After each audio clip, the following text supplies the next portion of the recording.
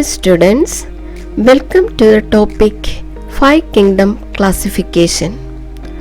1969-ൽ R.H. Whittaker എന്ന സയന്റിസ്റ്റാണ് 5 Kingdom Classification propose ചെയ്തത്. പേര് പോലെ തന്നെ 5 കിങ്ഡംസ് ആണ് ഈ ക്ലാസിഫിക്കേഷനിലുള്ളത്.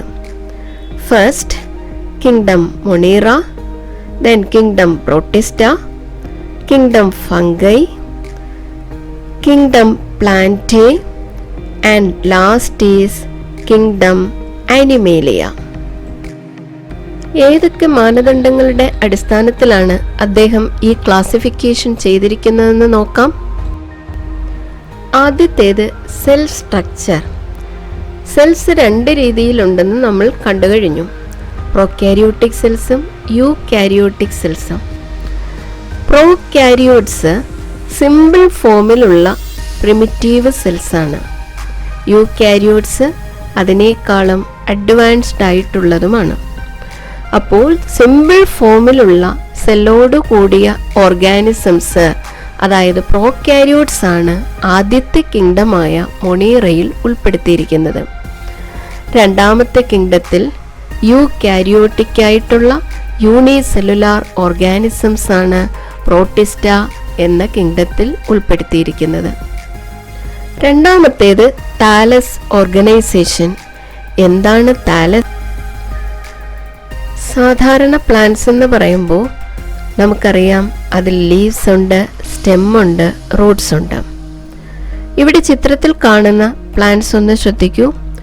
ആൽഗകളാണ് ആദ്യത്തേത്, പാറയിൽ പറ്റിപ്പിടിച്ച് വളരുന്നവ. റൂട്ട്, സ്റ്റെം, ലീഫ് എന്ന് പ്ലാന്റ് ബോഡി ഡിഫറൻഷിയേറ്റ് ചെയ്യാൻ കഴിയുമോ? രണ്ടാമത്തേത് ലിവർവർട്ട് എന്ന ഗ്രൂപ്പിൽപ്പെടുന്ന ബ്രയോഫൈറ്റുകളാണ്.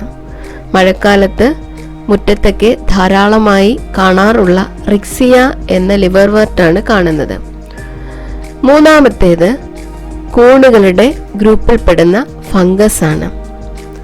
ഇവയ്ക്കൊന്നും തന്നെ പ്ലാന്റ് ബോഡിയെ റൂട്ട്, സ്റ്റെം, ലീഫ് എന്ന് നമുക്ക് ഡിഫറൻഷിയേറ്റ് ചെയ്യാൻ കഴിയില്ല. The plant body that is not differentiated into stem, root and leaves is called thallus. അതുപോലെ തന്നെ വാസ്കുലാർ സ്ട്രക്ചേഴ്സും താലസിൽ ആബ്സെൻ്റ് ആയിരിക്കും. എന്താണ് വാസ്കുലാർ സ്ട്രക്ചേഴ്സ് എന്ന് പറയുമ്പോൾ? പ്ലാന്റിൻ്റെ സൈലവും ഫ്ലോയവും. പ്ലാന്റ്സിൽ മെറ്റീരിയൽസിൻ്റെ ട്രാൻസ്പോർട്ടിന് സഹായിക്കുന്ന ടിഷ്യൂസ്. രണ്ടാമത്തെ ക്രൈറ്റീരിയ മോഡ് ഓഫ് ന്യൂട്രിഷൻ, ആഹാര രീതി. നാലാമത്തേത് പ്രത്യുൽപാദന രീതി.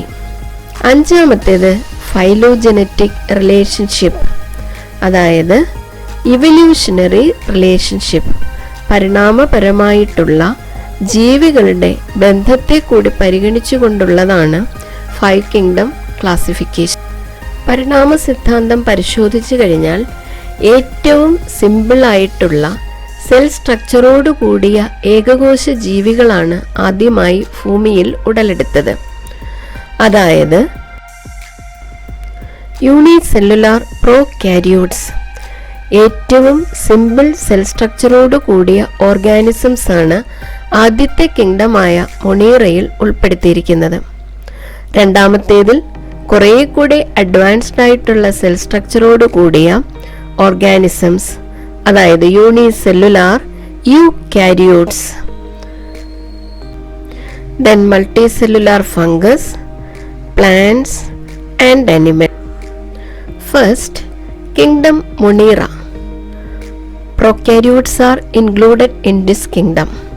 Examples: bacteria and cyanobacteria. സയാനോബാക്ടീരിയയ്ക്ക് വേറൊരു പേരും കൂടിയുണ്ട്, blue green algae.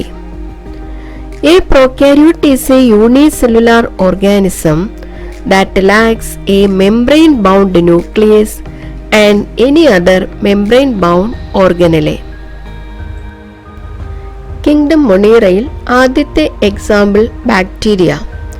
Bacteria are unicellular prokaryotic organisms occur almost everywhere. Many of them are parasites. Parasites live in or on other organisms and derive food from them. Most of them are pathogens.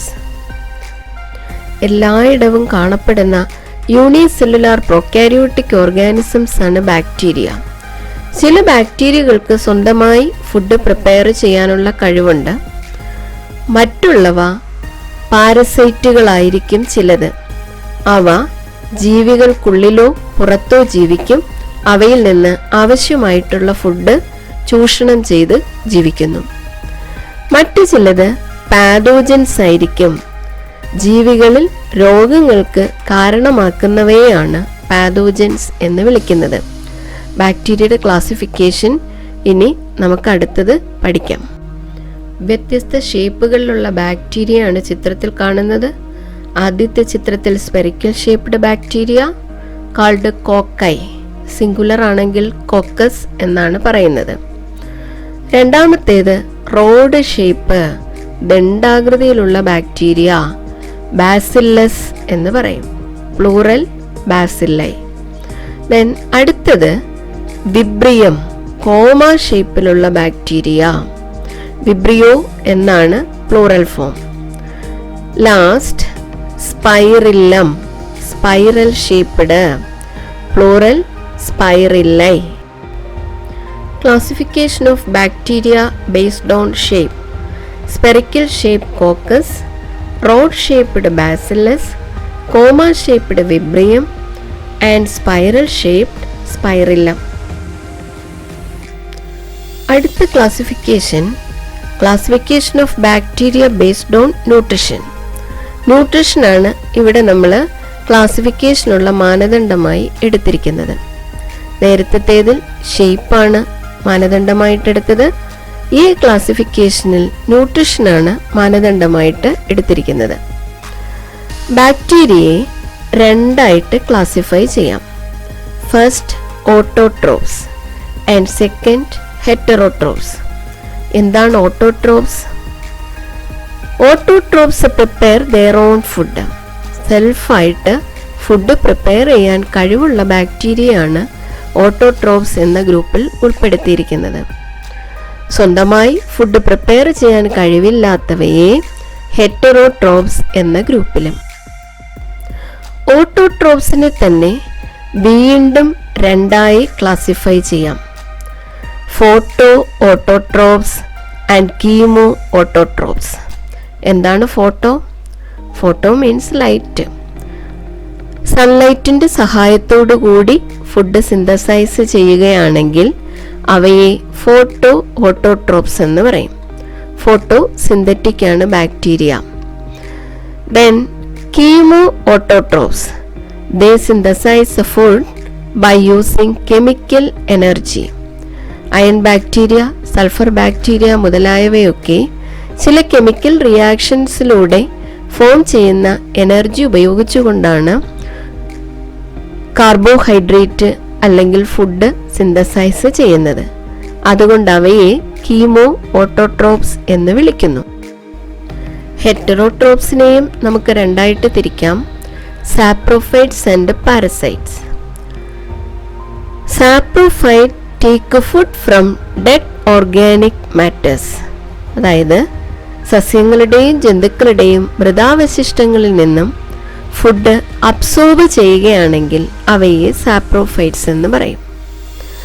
അടുത്തത് parasites. Absorb food from living tissues. Saprophyte മൃതാവശിഷ്ടങ്ങളിൽ നിന്നാണ് food absorb ചെയ്യുന്നതെങ്കിൽ parasites ജീവനുള്ള കലകളിൽ നിന്നുമാണ് food absorb ചെയ്യുക. സസ്യങ്ങളിൽ നിന്നും മറ്റ് ജന്തുക്കളിൽ നിന്നും ഫുഡ് അബ്സോർബ് ചെയ്യുന്നു.